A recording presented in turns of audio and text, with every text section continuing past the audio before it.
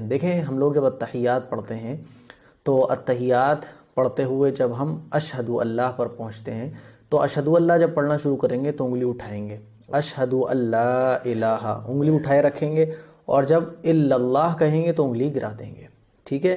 جیسے اشہد اللہ میں نے پڑھنا شروع کرا، اشہد اللہ الہ الا اللہ، تو الا اللہ جب بولیں گے تو انگلی گرا دیں گے، اور اشہد اللہ جب کہیں گے تو انگلی اٹھائیں گے۔ ایسا کیوں ہوتا ہے؟ ایسا اس وجہ سے ہوتا ہے کیونکہ جب ہم اشہد اللہ الہ کہتے ہیں تو اس کا ترجمہ ہوتا ہے کہ کوئی معبود نہیں ہے۔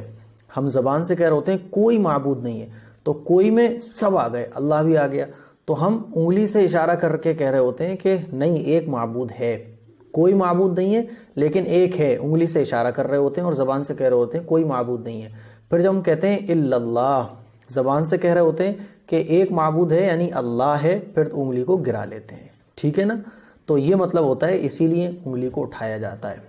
تشہد میں انگلی کو اشہد اللہ الہ پہ اٹھانا اور لا الہ پہ نیچے کر دینا کہاں سے ثابت ہے؟ حدیث سے ثابت ہے۔ رفع سبابہ جو کہ صحیح حدیث سے ثابت ہے، پھر حناف کیوں عمل نہیں کرتے؟ بھائی رفع سبابہ، سبابہ سے انگلی کو کہتے ہیں، حدیث میں رفع کا حکم ہے تو حناف اٹھاتے ہیں۔ باقی حدیث میں جو آتا ہے نا، آپ صلی اللہ علیہ وسلم کو دیکھا کہ کانا یحرکو، اس کو حرکت دے رہے تھے، تو اس کا یہ مطلب نہیں کہ یوں یوں کر کے حرکت دے رہے تھے، جب اٹھا کے گرایا ہے، اور حدیث میں گرانے کا ذکر، جھکانے کا ذکر ہے، گرانے کا نہیں ہے۔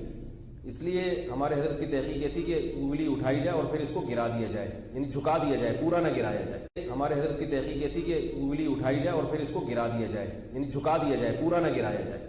سمجھ رہے ہیں؟ یہ بالکل باطل بات ہے کہ اشہد اللہ الہ الا اللہ پہ اٹھانی ہے، اشہد اللہ پہ اٹھانی ہے اور الا اللہ پہ گرانی ہے، یہ کسی ضعیف حدیث میں بھی نہیں ہے۔ صحیح تو چھوڑ دیں۔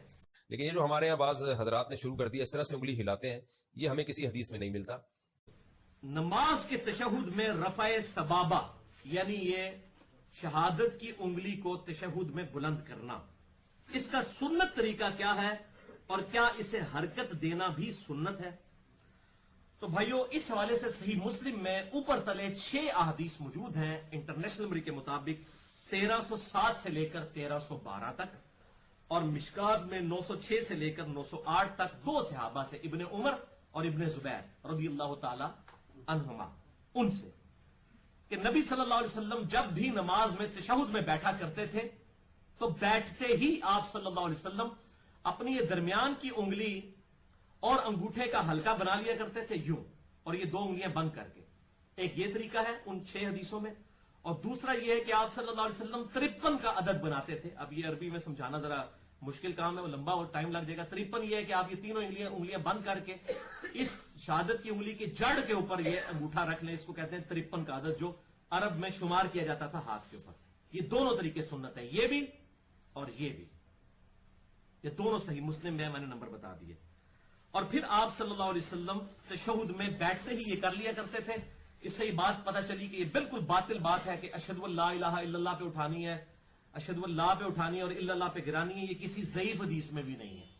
صحیح تو چھوڑ دیں۔ آپ صلی اللہ علیہ وسلم کا طریقہ جو حدیثوں میں ملتا ہے نا، کہ جب آپ اتحیات کے اندر بیٹھتے، یعنی جس طرح یہ آپ کا گھٹنا ہے اور آپ نے اپنا ہاتھ رکھ لیا سیدھا، ٹھیک ہے، تو آپ صلی اللہ علیہ وسلم جب اتحیات کے اندر بیٹھتے ہیں نا، دوسرا سجدہ کرتے تو آپ اپنی انگلی کا دائرہ بنا لیتے ہیں، حدیث کے اندر آتا ہے، یعنی یہ انگوٹھا یہ انگلی ملا لیتے ہیں اور یہ شہادت والی انگلی کھڑی کر لیتے ہیں، ٹھیک ہے، پھر آپ پڑھتے ہیں التحیات للہ والصلوات والطیبات، یہ پڑھتے رہتے، پھر اللہم صلی اللہم بارک یہ پڑھتے، پھر جب اللہم انی پڑھتے ہیں نا تو پھر اپنی انگلی سے اشارہ کرتے دعا والے پورشن پہ، ٹھیک ہے، اور سلام پھیرنے تک اشارہ کرتے رہتے ہیں۔ تو یہ سنت ہے۔ باقی ہمارے یہاں جو مشہور ہے کہ آپ نے اتحیات میں بیٹھنا ہے، پھر اشہد اللہ الہ پہ کھڑا کرنا ہے، وہ اشہد اللہ محمد پہ گرا دینا ہے، تو یہ کسی حدیث سے ثابت نہیں ہے۔ جی عربی سوال نمبر 26 عبید اللہ بھائی کا، تشہد میں انگلی کو حرکت دینے کی کوئی حدیث سے دلیل چاہیے؟ ہاں جی، ابو داؤد میں، نسائی کے اندر موجود ہے وائل بن حجر کی حدیث۔ آپ یوٹیوب پہ جا کے لکھیں تشہد میں انگلی اٹھانے کا طریقہ، اس میں باقاعدہ میں نے احادیث کے نمبر بتائے ہیں۔ مشکات میں بھی آپ تشہد والا چیپٹر کھولیں تو ابو داؤد اور سنن نسائی کے اندر موجود ہے۔ وائل بن حجر کہتے ہیں کہ نبی علیہ السلام یحرک بہا ویدعو بہا، اس کے ذریعے حرکت دیتے تھے اور دعائیں بھی مانگا کرتے تھے۔